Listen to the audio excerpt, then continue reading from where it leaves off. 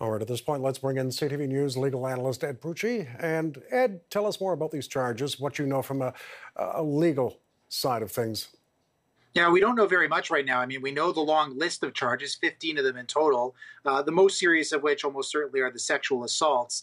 It appears, and we don't have a synopsis yet at this point, but oftentimes those go in conjunction with the other serious charges that we've heard, assault and forcible confinement. So, no commentary right now on who the alleged victim is, on what the circumstances are in these particular sets of charges. But boy, it is a lot of charges for anyone to be facing, much less someone who has come back with a kind of notoriety and fame or infamy, depending on how you look at it, as Mr. Boyle.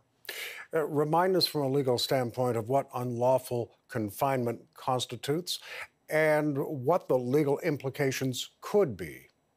So forcible confinement, we're talking about somebody who makes it difficult or impossible for someone to leave a certain space. I know that the visual from that is that, locks and keys and chains and such. That obviously is one way to commit forcible confinement, but it's certainly not the only way. If you block somebody's exit from a room or a home, that too is forcible confinement. So we don't know the specifics in this particular case right now just yet, but it implies that one of the allegations at least relates to keeping the victim basically where he or she was and not permitting them to get out of that home or that room using either force or a threat of force or some other type of blockage.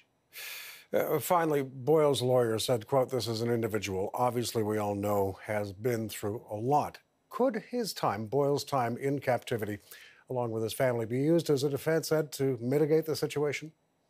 It's difficult to say. My initial gut reaction to that would be no, it's never going to fly. But the truth of the matter is that if there were expert evidence down the line that says this was a person who was A, tortured, and B, was suffering psychologically from that torture, and you could directly tie that conduct to what he's now alleged to have done in Canada and say the reason why he did X, Y, and Z is because of the time he spent in captivity with the Taliban, that impacted him psychologically, then I could see some potential level of mitigation there. I think it's going to be difficult. It's not enough just to say, hey, everybody knows this guy and everybody knows he had a tough time. That's going to be insufficient. But it is possible that there will be some relevance to his past and his history when it comes time to deciding what to do with him about these charges. The CTV News channel will continue to follow developments in this story and as well online, ctvnews.ca. CTV News legal analyst Ed Pucci, thanks very much for this. Good night.